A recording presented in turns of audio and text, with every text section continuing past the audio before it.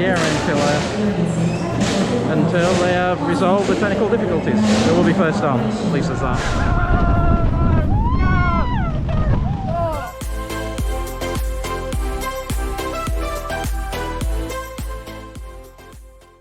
Hey up YouTube, today is a Sunday and today we are coming to SeaWorld. We didn't film anything last weekend. We went down to Busch Gardens at Tampa, but we did one loop and then left because it was mask enforcement policy was non-existent. Didn't feel comfortable. So the Food and Wine Festival was supposed to finish here, but it's actually been extended for another month, and you may have seen that vlog. I'll put a link below where we did the initial beer and food testing. Pretty hard to get to the parks during the week just because I'm very busy at work, and all the parks have stopped their hours in the evenings now. They'll close at 5 or 6 o'clock during the week, so can't really get to it during the week. Have to come at the weekend. Super busy at the weekend. Not expecting to get on any rides today. Got the strap for my camera if we can get on any rides today, but we're expecting to be super busy. But not a lot of options at the moment because of the times. The park is open tonight until 8 PM. So is Busch Gardens as well, because they're doing some Halloween stuff at the moment for the kids. So the hours have been extended till 8 o'clock in the evening. So we're going to go and join the line for temperature check, get into the park, and join us there, see how busy it is. SeaWorld, like most of the parks now, have walk-through temperature checks. No longer have somebody with a gun at your head. They kind of continuous stream you walk through, and they have a camera there and they film you as you keep walking. So here's a top tip: if you are an annual pass holder, go to the electronic machines on the way in, scan your pass, and then look for member options. And we found a load of vouchers that we didn't know we could get, like two complimentary beverages, either soft drinks, alcohol, or what's the other one, alcoholic or specialty drinks. 2 free, and we both got 2 free. And also we got $10 because we're annual pass holders platinum. So there you go, try it, scan your card, press on the button that says pass holder benefits, and there was like 10 of these things came up. We didn't know what they were, just click one of each, and yeah, free cash. That's good. Looking at the SeaWorld merch now, I've got books to spend, so you get 30% off, and I think I got $20 in vouchers have to be spent, no cash back. So maybe time to upgrade this Busch Gardens hat from about 5 years ago from Williamsburg to a new one, if I can see one that's cool and looks good. So we're going to keep looking around, and yeah, I don't think that's quite me, but we'll keep looking around. Okay, we are going on Manta, and we're on the back road, which if you know is going to be pretty intense on the pretzel loop. So come with us, come for a fly on Manta.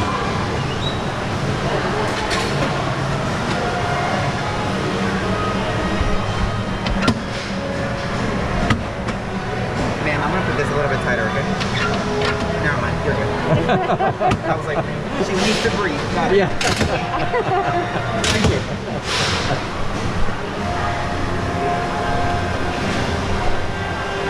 What a bit too soon. Manta is experiencing technical difficulties, so they're going to probably send both trains round. We're going to wait in the middle here until they have resolved the technical difficulties. So we'll be first on, at least as that. Back at it again. Reset. Thank you. No problem.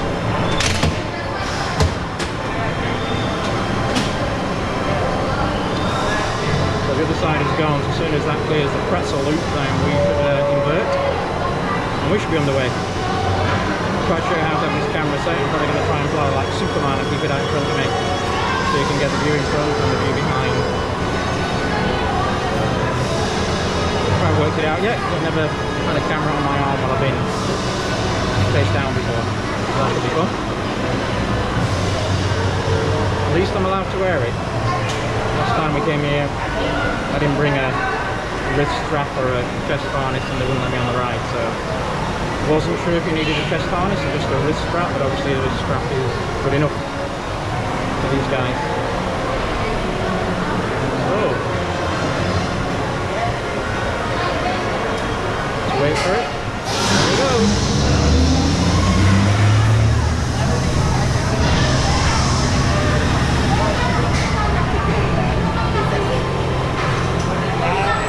Off we go.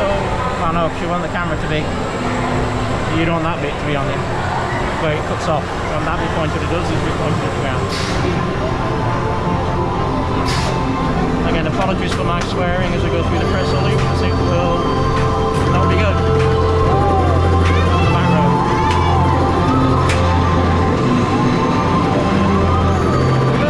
Go holding on, arms out all the way. Trust the restraint, you will hold it.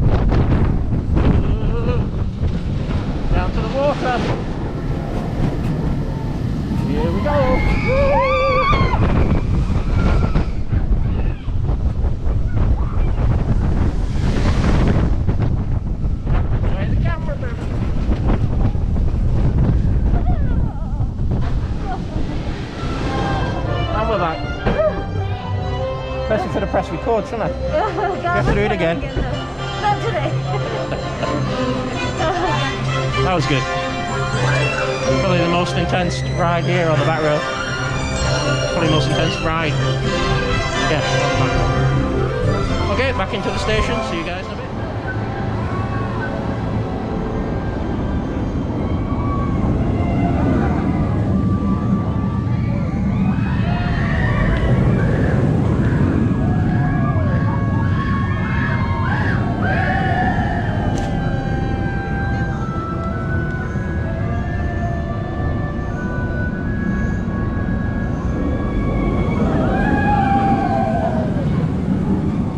Idea of the crowd level. So we head towards Manta. We're coming off.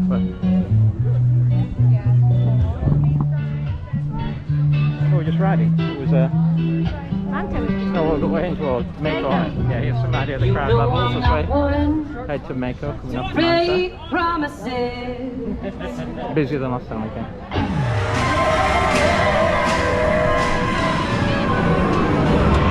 Normally this is a two hands in the air ride, but I'm going to have to keep you guys out on one of them. So one hand in the air, one hand straight up, straight out. No holding on though. Love this ride, good B&M, nice and smooth, fast, lots of air time. I will be holding on at 2 points for 2 brake runs, because otherwise it breaks your kidneys. So excuse me when I hold on at 2 brake runs. Arms up. Here we go.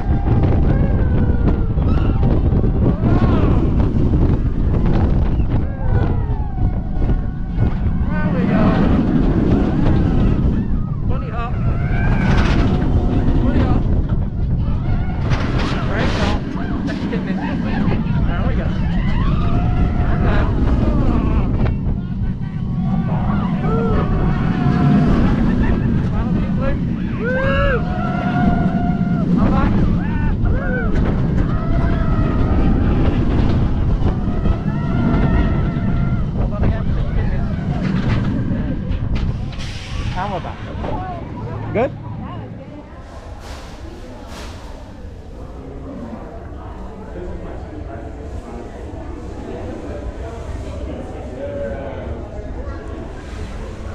Another top tip is to go when the Shamu show's on, because it clears out the park dramatically when people are off watching the shows. So when the Shamus are on, I think we've got Shamu and the Seal show at the same time, so it's easier to walk around. Just keep an eye out for that if you've got to go on the rides. or do something like that, that is a good idea. And I think we're going to go in this shop and see if they've got any more deals for our vouchers that we can spend. I'll try and show you again how to get these tickets. Pass member options, to pass member options, scan your pass, rewards and tickets, and see, I should have 3 left on mine. Try going to 4, I don't think he'll let you. Nope, 3. Next.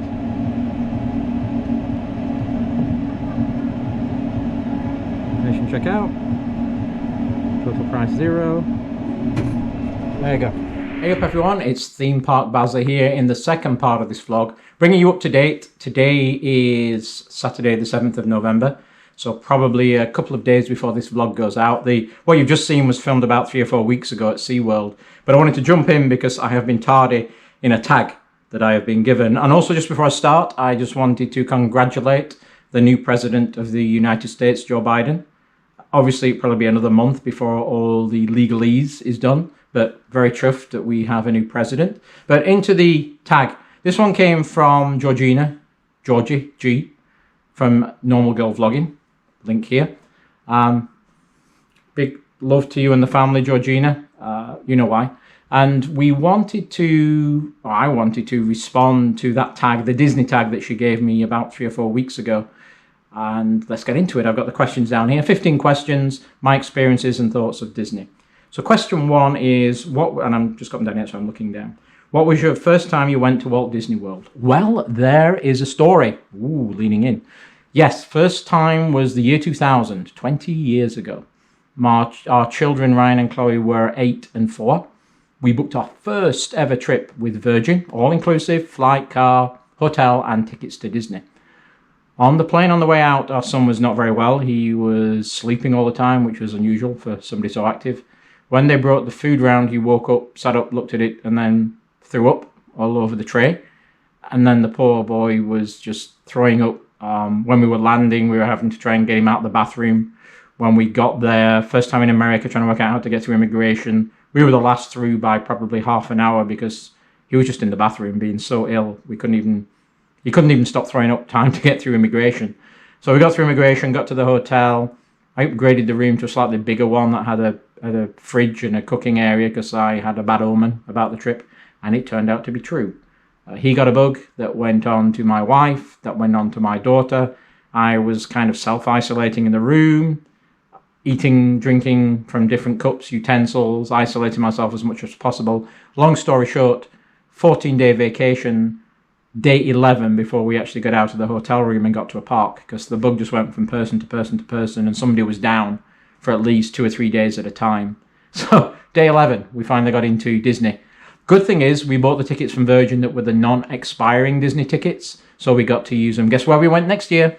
Back there, and we used them in Disney World next year. But if that was the first time we went to America as a family and to Disney, you know what? Could have been worse. We were in air conditioned. It was a nice hotel. Food was around 24/7. Everything was open. If you were going to be really ill in a country, it probably wasn't a bad choice of a country to be in to be ill. So that was the first time in 2000. Question 2. Favorite Walt Disney World park? That's a tough one. We've been to all the parks and water parks here in Florida. I've been lucky enough to go to Disneyland as well and do both parks there. And hopefully we're trying to get to Japan next year, but probably won't happen with COVID. I would say in Walt Disney World, I have always gravitated towards what is now called Hollywood Studios, but in my heart will always be MGM Studios. And I think the reason for that is being a movie buff and the history of my parents being movie buff, or my mother being a movie buff particularly. I always gravitated to the history there inside that park. And also back in the day with Star Tours, it was the only park that really had a Star Wars connection. And, you know, I love Star Wars, so they had Star Wars Day, even back in the early 2000s. So they were the 2 reasons, but for me, it was really MGM Studios. Hollywood Studios is my favourite park. Favourite land in the Magic Kingdom? Again, because of my sci-fi geekiness, I would say it is Tomorrowland. You know, there's not a bad land there, and there's lots of good rides and lots of good theming, but Tomorrowland, just because of the science fiction and the wonderful people movers and all that weird and strange technology of tomorrow. So Tomorrowland for me. What is what is your favorite on-site hotel? Haven't stayed in many on-site hotels. Obviously now there is no need because we're local. But even when we came over, we used to stay off property just because we wanted some flexibility and spend days away from Disney and go and do other things. There's a lot of things to see in Florida. So we never stayed. I have stayed on one property, and that was through business, luckily in the early 2000s, mid-2000s, in the Contemporary Resort. Got to spend 2 or 3 nights in there. Very nice. I liked it.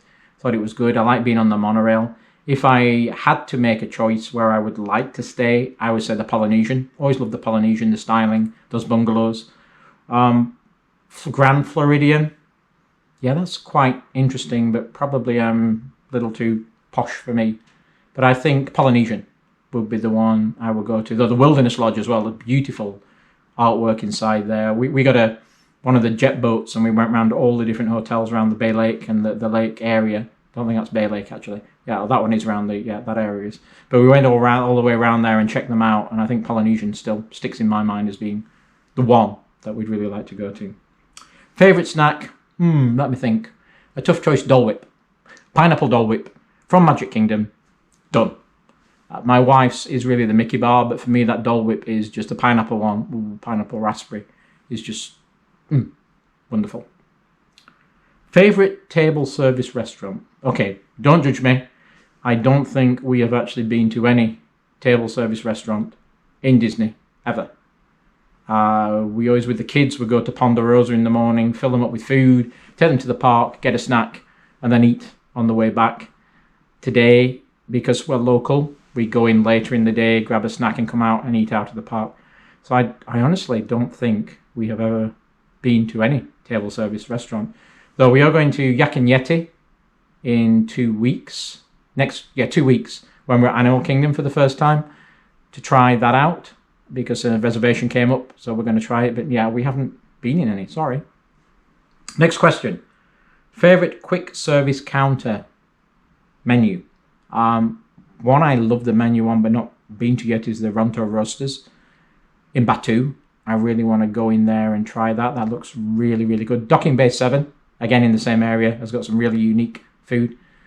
There's some great places in Animal Kingdom. None of them really stand out because it's all good stuff. And I have to say, since COVID, one of the good things, since I went to mobile ordering, is as you order online and go and pick your food up as and when it's ready and eat it, and it's always hot and fresh, it's a lot better food than it was last year, when there's volumes of people going in, all ordering, and then you're fighting and have to pay, and stuff's cold when you sit down and start to eat it. So I would say any of the quick service restaurants at the moment are pretty good, and you can get some good deals on things. Epcot's where we've eaten most. Yeah, I guess you could call those on-site restaurants, like the Rose and Crown and some of those areas, but I don't class that as like, I don't know why, I guess it is inside Epcot, but for me that's just kind of round the lake there, the World Pavilion. So yeah, I would say we've never really eaten one, but quick service you can go. Any of them are pretty good. Favorite ride? That's pretty tough. Roller coasters, of course, I gravitate to, and speed. So Test Track, because that is the fastest Disney ride anywhere. So I definitely would like to go on I like to go on Test Track. The Tron ride I'd love to do. I know that's coming soon. Things like the Tron ride I think would be really good. And some of the classics like Thunder Mountain, the Seven Dwarfs I like the Seven Dwarfs with the sing-along. You've seen that in our vlog. I really love that one. And swinging away. But I think it's like a roller coaster with musical sides to it. Yeah, those for me are the favourite rides that we go on. Favourite show? There's a lot of shows. I mean, I love the Animal Kingdom one. Unfortunately, I mean, a lot of those people now have been laid off due to the current climate, which is really sad. There's a lot of people here in Orlando out of a job because of the actors union and everything that's happened there and not been renewing contracts. So it's a bit of a tough one to talk about, but I think Beauty and the Beast was great.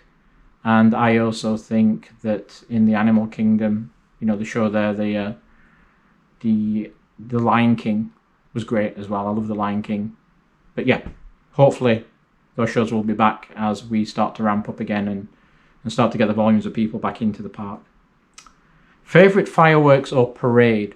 Well, our children never like fireworks, so we never used to stay really. Fantasmic, we did stay once and I really liked that show. But we never really did the fireworks. I'm sorry about that. We never really did that. And the parades were always changing all the time. Just kind of any of the parades, I think, in Magic Kingdom down Main Street. It's just the thing of being in Main Street in the Magic Kingdom. Makes it magical anyway. But all the parades are great. But I would say Fantasmic from a fireworks display was the one I still remember as standing out. And I also remember it because we were that late. We missed the bus back to the hotel. And I ended up having to get a taxi and didn't have enough cash. And had to call off at a 7-Eleven at like 11 o'clock at night to get cash to pay the taxi. You remember those things. Strange that, isn't it? So yes. Favourite pavilion at Epcot? Well, judge me as you wish, but it will be the English pavilion, England. The reason is there because you always want what you don't have. So for me, going back there and trying some of the food and some of the beer is, it's my little bit of England over here. So I love that pavilion just because it has some of the tastes and food and things that remind me of home. But all the pavilions are pretty good. China's great. Mexico, my wife doesn't like Mexican food, so we've never really hung out much in Mexico. Morocco's great. France, I think we're going to go and try and get into France and eat in some of the restaurants there that are pretty good.